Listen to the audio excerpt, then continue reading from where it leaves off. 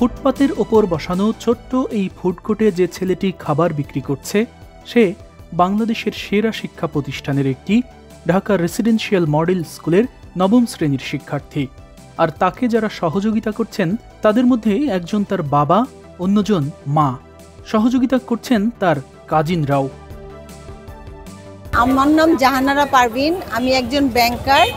আমি বর্তমানে আছি community bank Bangladesh PLC police plaza head অফিসে বসি। আমি অ্যাসিস্ট্যান্ট ভাইস প্রেসিডেন্ট হিসেবে ওইখানে আছি। আমি নবম শ্রেণীর একজন ছাত্র, ঢাকা রেসিডেন্সিয়াল মডেল কলেজের। আসলে আমার একটা ইচ্ছা ছিল একটি ফুড কার্ট নিয়ে কিছু একটা করার, সেইখান থেকেই আসলে আমার শুরুটা। আসলে ও যখন আমাকে এটা বললো যে আম্মু তুমি আমাকে একটা, আমি বেকার স্টুডেন্ট ভাই বোনদের নিয়ে একটু কাজ করতে চাই, তুমি কি আমাকে একটু সাহায্য করতে পারো? আমি বলি তুমি কি করতে চাও, তুমি কি পারবে? বলে কি হ্যাঁ আমি পারবো। স্পেশালি আমার 10 দিন আমাকে ছুটি নিয়ে ব্যাংক থেকে আমার বিজনেসটা স্টেবল করে দেওয়ার জন্য অনেক হেল্প করেছে। আর আমার এখানে যতগুলো রান্না আছে প্রত্যেকটা জিনিসের রেসিপি আমার মা রান্নার দিক থেকে সব হেল্প করছে। পাশাপাশি আমার 2টা অ্যাসিস্ট্যান্ট আছে, তারা আমাকে রান্না থেকে শুরু করে A to Z সকল কাজেই আমাকে হেল্প করে। পড়াশোনার পাশাপাশিও যে কোনো কিছু করা যায়, অধিকাংশ শিক্ষার্থী যেখানে তা বুঝতেই চায় না, সেখানে নবম শ্রেণীতে পড়ুয়া নাফিজ রীতিমতো তা করে দেখিয়েছে। আমি মনে করি যে কোনো কাজই ছোট না, প্রত্যেকটা কাজেরই একটা নিজস্ব জায়গা থেকে ভ্যালু আছে। আমরা যে দিক থেকে যেই কাজটা ভালো পারি, আমি আজ থেকে 10 দিন আগেও জানতাম না যে আমি এই একটা পজিশনে আসব বা এরকম কিছু একটা করতে পারবো। আমার এটা নিয়ে ইচ্ছা ছিল বিধায় আমি এই জিনিসটা নিয়ে একটা কিছু করার উদ্যোগ নিয়েছি বিধায় আমি এই পর্যন্ত আসতে পেরেছি। আমার 2 ছেলে, বড় ছেলে ও রেসিডেন্সিয়াল থেকে পাশ করে ও অস্ট্রেলিয়াতে পড়াশোনা করছে, ম্যাকোয়ারি ইউনিভার্সিটিতে সিডনিতে।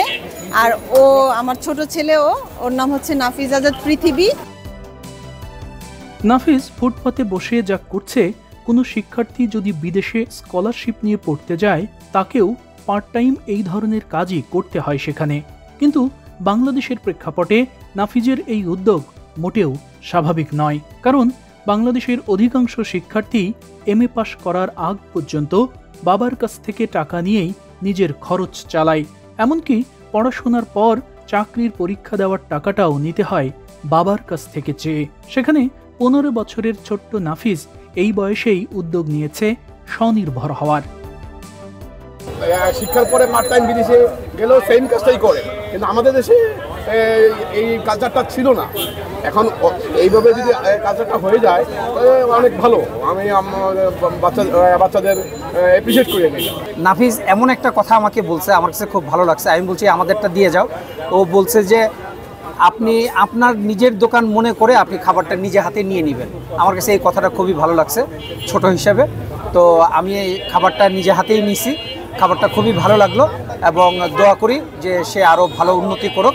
অনেক ছাত্ররা পড়াশোনার পাশাপাশি অন্য লাইনে চলে যায়, নেশাগ্রস্ত হয়ে যায়, অনেক বাজে পথে চলে যায় বা কিশোর গ্যাংয়ে চলে যায়। ওই সমস্ত কিছু চিন্তা ভাবনা করে তখন আমি তাকে বললাম ঠিক আছে আব্বু, আমরা তোমাকে কোঅপারেট করব। তখন আমার ছেলের সহযোগিতায় আমরা এই বিজনেসে আসি এবং ভালো আশা অনুরূপ সাড়া পেলাম। নাফিজের এই ফুড কর্নারের অবস্থান রাজধানীর মোহাম্মদপুরের সূচনা কমিউনিটি সেন্টারের গলিতে। তার এই ফুড কর্নারে পাওয়া যায় হরেক ধরনের সুস্বাদু খাবার, আর সবগুলো খাবারই তার মা নিজের হাতে তৈরি করেছেন বাড়িতে। আর এখানে সেই খাবারগুলো শুধুমাত্র করা হয় প্রক্রিয়াকরণ। সবই আমি বাসায় প্রসেস করি। এই যে রাতে কাজ করব, এই যে অফিস থেকে এখন আসলাম, রাতে আমি কাজ করব, আবার সকালবেলা আমি উঠে সকালবেলা 8টা পর্যন্ত এটা গুছায় দিয়ে ওকে, তারপর আমি অফিসে যাই। সর্বদা চেষ্টা করে আসছি যে কম টাকার ভিতরে ভালো কিছু প্রোভাইড করার। যেহেতু আমি একজন স্টুডেন্ট, আমি রিলেট করতে পারি যে আমাদের পকেট মানিটা খুবই স্বল্প থাকে। সেক্ষেত্রে আমি ওই পকেট মানির কথাই বিবেচনা করে আমার এখানে সব খাদ্যমূল্যর তালিকাটি প্রিপেয়ার করেছি। আমার এখানে সর্বনিম্ন খাদ্যমূল্য হচ্ছে 30 টাকা, সর্বোচ্চ খাদ্যমূল্য হচ্ছে 50 টাকা। আমার এখানে 6টি আইটেম আছে, তার মধ্যে হচ্ছে ডাবের পুডিং 30 টাকা, সাসলেক 50 টাকা, তান্দুরি চিকেন 50 টাকা, নুডলস 40 টাকা, স্যুপ 40 টাকা এবং আমার এখানে 2 পদের জুস আছে, ড্রাগন ফ্রুটের জুস এবং আমার এখানে ভ্যানিলা বাদাম জুস আছে, জুস দুটোই 40 টাকা। আমরা পরীক্ষা পরে প্রায় ডেইলি এখানে আসি আমরা, এবং আসি খুব ভালো লাগে, অর্থাৎ আমরা টাইম স্পেন্ড করি এবং খাই, বন্ধুরা অনেকেই আসে।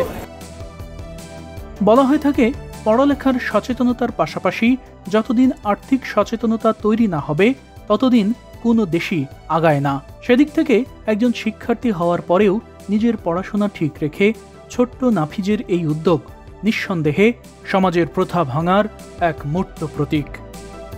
সে যেভাবে কিছু করে দেখাতে পেরেছে, সে কিন্তু কখনো ভাবে না যে সে এরকম ভালোবাসা বা এরকম রেসপন্স পাবে।